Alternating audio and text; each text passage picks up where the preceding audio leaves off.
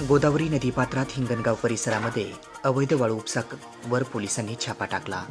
यामध्ये 15 लाखाचा मुद्देमाल पोलिसांनी जप्त केला आहे. बीडच्या गेवराई तालुक्यातील गोदावरी नदीपात्रातून अवैध वाळू उपसा होत असल्याची माहिती स्थानिक गुन्हे शाखेला मिळाली होती. त्यानंतर त्यांनी शनिवार दिनांक 21 सप्टेंबर रोजी दुपारी 4 वाजता त्या ठिकाणी छापा टाकून 3 केन्या ट्रॅक्टरसह साधारणतः 15 लाख रुपयाचा मुद्देमाल पोलिसांनी जप्त केला आहे.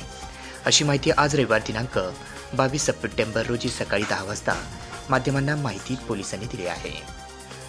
यामध्ये वाळूची चोरी करणाऱ्या 3 जणांना पोलिसांनी ताब्यात घेतले आहे. गेवराई तालुक्यातील गोदावरी नदीपात्रातून अवैध वाळू उपसाचे कुरण होत बसले आहे. मात्र गेवराईचे पोलीस प्रशासन, महसूल प्रशासन यांना याची खबरबात लागत नाही.